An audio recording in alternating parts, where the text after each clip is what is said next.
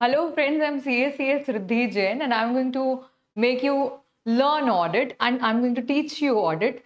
This is for inter, so it's relevant for somebody who is giving November 23 examinations या कोई May 24 या onwards exam दे रहा है उसके लिए relevant है. Now, audit has always been my favorite subject, very specifically because I come from the background that was biology. I was a PCB student. So it was very easy for me to understand things. I'm sure I'm going to make it easier for you to understand things so that you are able to write correctly and nicely in your examinations. What we are going to currently study is Essay 510, Standards of Auditing का 510. It is initial audit engagement. How do you remember कि 510 initial audit engagement है? I'll make it very easy. 510 when I write, so here is I, so that is, this I is initial and audit engagement. So first time you're going and doing that particular audit, आपके exam में किस type के questions आते हैं? What is SA 5010? What is initial audit engagement? वहाँ पे वो पूछ देता है कि किसको रेफर करता है. So what you have to do is you have to genuinely write कि ऐसा कोई ऑडिट जहाँ पे पहले तो किसी ऐसा कोई ऑडिट जहाँ पे पहली बार किसी कोई एंटिटी पहली बार बनी है and you are the auditor. So you're the first person auditing that particular entity. So that means पहले उसको कभी किसी ने ऑडिट की ही नहीं थी, ऑडिट नहीं हुई थी, you are the first person auditing the same. या फिर पहले किसी और प्रीडिसेसर ऑडिटर. नाउ आगे जो आता है उसको क्या बोलते हैं? सक्सेसर. पहले वाला प्रीडिसेसर. तो ये जो ऑडिटर है उसके पहले किसी और ऑडिटर ने उसकी ऑडिट की थी, तो पहले किसी और ऑडिटर ने ऑडिट की थी तो उसको बोलते हैं initial audit engagement.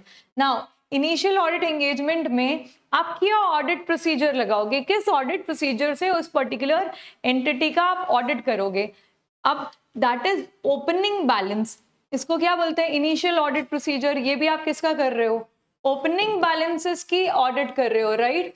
So when you are doing it, पहली बात आप ऑडिट क्यों करते हो? सफिशिएंट अप्रोप्रिएट ऑडिट एविडेंस के लिए. You want a sufficient appropriate audit evidence. That means हर चीज आपके पिछले साल की बैलेंस शीट से इस साल की बैलेंस शीट में करेक्टली क्या की है आपने? ब्रॉड फॉरवर्ड की है. उसमें जो भी अकाउंटिंग पॉलिसी लगाई थी वो आपने सही से लगाई थी या नहीं लगाई थी. This is also part of AS1. कि आपने अकाउंटिंग पॉलिसी कौन सी लगाई थी, कंसिस्टेंट लगाई थी. अगर चेंज किया तो आपको रीजन ऑफ चेंज बताना पड़ता है. यही हम AS में पढ़ के आते हैं, राइट. कभी भी याद रखना, auditing and accounting go parallelly and go hand in hand. They might even intersect each other. So the point is you have to take reference of AS कभी कभी जब आप ऐसे लिखते हो. Now आप उसमें कौन सी अकाउंटिंग पॉलिसी लगा रहे हो, वो कंसिस्टेंट है कि नहीं, आपने उसका एप्लीकेशन कैसे किया, और डिस्क्लोजर. अगर वहां पे कोई चेंज हो रहा है तो डिस्क्लोजर, और उसका आपको क्या भी बताना पड़ेगा? रीजन. डिस्क्लोजर बराबर से हुआ है नहीं और उसका रीजन. तो जब भी आप ऑडिट प्रोसीजर लगाओगे तो सफिशिएंट अप्रोप्रिएट ऑडिट पॉलिसी बराबर ब्रॉड फॉरवर्ड किया, अकाउंटिंग पॉलिसी सही है लगाया या नहीं, जो भी अकाउंटिंग पॉलिसी लगाया है वो कंसिस्टेंट है या नहीं, उसका एप्लीकेशन, उसका disclosure, reason for change in case need be. Objective क्या होता है? प्रीडिसेसर ऑडिटर की जो रिपोर्ट होती है उसका क्या ऑब्जेक्टिव होता है? अगर मॉडिफाइड प्रीडिसेसर की ऑडिट रिपोर्ट है, उसने अपनी पहले की ऑडिट रिपोर्ट क्या की थी? मॉडिफाई कर दी थी. इन केस प्रीडिसेसर ऑडिटर ने अपनी रिपोर्ट को क्या किया था? मॉडिफाई कर दिया था. तो आपको रिस्क ऑफ मटेरियल में स्टेटमेंट देखना है कि करंट ईयर में कितना रिस्क ऑफ मटेरियल में स्टेटमेंट है. अगर बहुत हाई रहेगा तो अकॉर्डिंगली आप उसको अपनी रिपोर्ट में क्या करोगे? डील करोगे. So what I am telling you is initial audit engagement. आप उसमें जब ऑडिट प्रोसीजर लगाते हो तो सफिशिएंट अप्रोप्रिएट ऑडिट एविडेंस देखते हो, अकाउंटिंग पॉलिसी देखते हो, और प्रीडिसेसर ऑडिटर ने अपनी ऑडिट रिपोर्ट मॉडिफाई की थी क्या, इस चीज को देखते हो. When I make a star there, I am surely going to take you somewhere with regard to this same, right. पहली बात तो या तो उसका पहली बार ये ऑडिटर ऑडिट कर रहा है या पहले किसी और ने की थी. तो that is initial audit engagement. ठीक. What is next here? जब ये ओपनिंग बैलेंस को आप देखोगे तो क्या देखोगे? करेक्टली ब्रॉड फॉरवर्ड या हुआ या नहीं, अप्रोप्रिएटली उसकी अकाउंटिंग पॉलिसी लगी है या नहीं, उसकी कॉपीज ऑफ फाइनेंशियल स्टेटमेंट, पहले किस तरीके से क्या डॉक्यूमेंट्स देख के आपने पहले की ऑडिट रिपोर्ट बनाई थी, रिलेवेंट डॉक्यूमेंट्स पहले के, आपकी अकाउंटिंग पॉलिसी जो आप करंट ईयर में लगा रहे हो क्या वो आपको ऑडिट एविडेंस दे रही है, हाँ या नहीं, आप इसको चेक करोगे और ऑडिट प्रोसीजर लगाओगे to obtain sufficient appropriate audit evidence. अगर वहां पे आपको बहुत सारे मटेरियल में स्टेटमेंट्स मिलते हैं, जब आप क्या करते हो, ब्रॉड फॉरवर्ड देख रहे हो, जब आप ओपनिंग बैलेंस देख रहे हो, तो आपको क्या लगाना पड़ेगा, परफॉर्म ऑल्टरनेटिव ऑडिट प्रोसीजर, और उसका इफेक्ट जो करंट ईयर के फाइनेंशियल स्टेटमेंट में आ रहा है, ये आपको क्या करना है, चेक करना है करंट ईयर के फाइनेंशियल स्टेटमेंट को वो कैसे इफेक्ट कर रहा है। नेक्स्ट, अगर वो मटेरियल में स्टेटमेंट करंट ईयर में बहुत इफेक्टिव है या इफेक्ट कर रहा है, तो आप इसको किसको बताओगे, TCWG को बताओगे, और अपनी रिपोर्टिंग में क्या कर लोगे, उसको इनकॉर्पोरेट कर लोगे।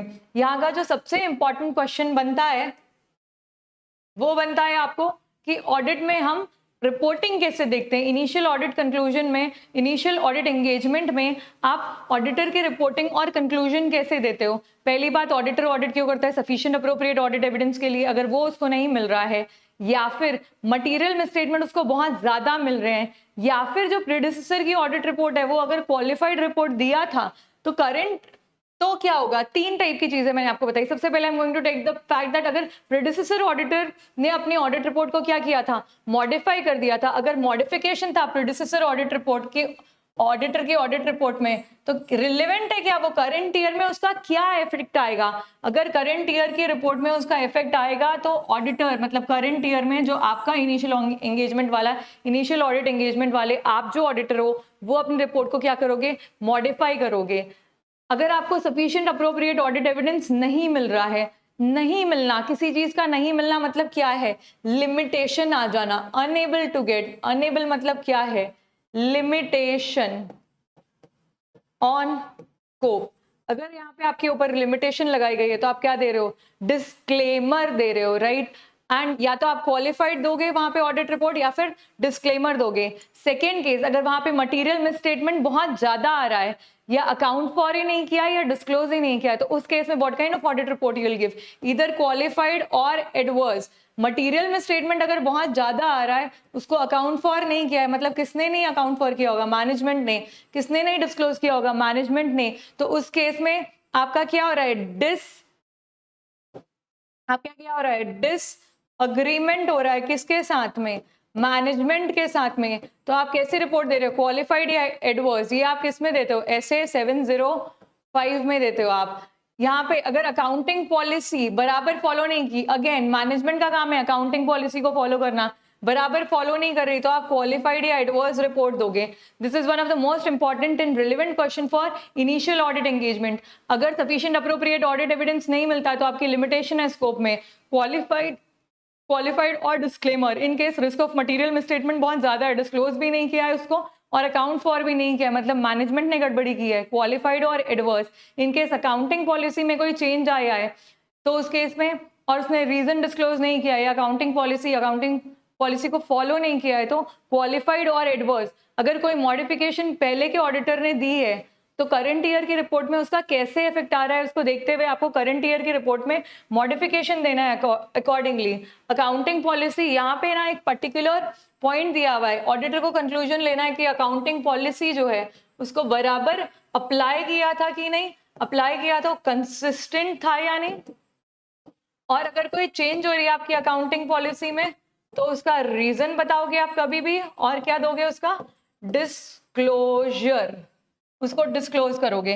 This thing you have to always remember, और यही चीज आपको AS 1 में दी गई है। अभी हम क्या पढ़ रहे हैं, SA 510 initial audit engagement, this initial is coming from this I.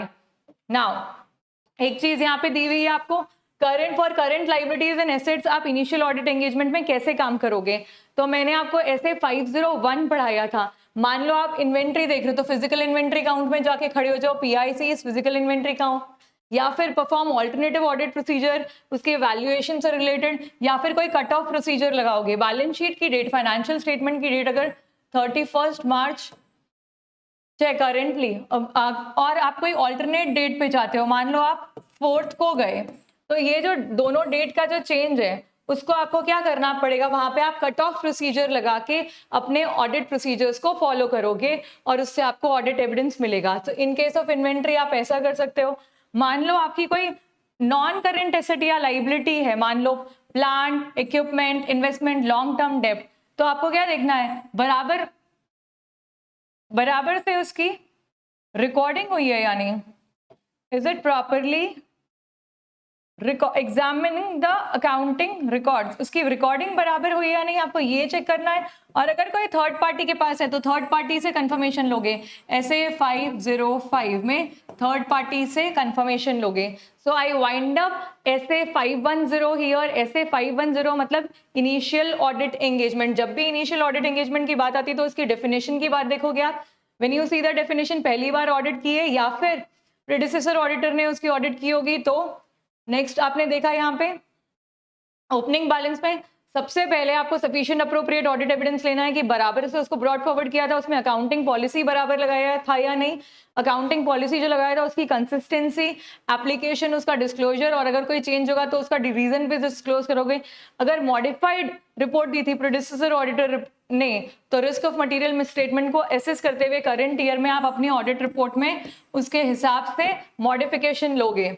Next आपने क्या देखा था यहाँ पे कि opening balance correctly brought forward, accounting policy appropriate, copies of financial statement पहले जिसे बनाई थी उसको आप देखोगे, अकाउंटिंग पॉलिसी करंट ईयर में वो क्या लगा रहा है, वो क्या वो ऑडिट एविडेंस हमको सफिशिएंट दे रही है, अकाउंटिंग प्रोसीजर क्या फॉलो किया, सफिशिएंट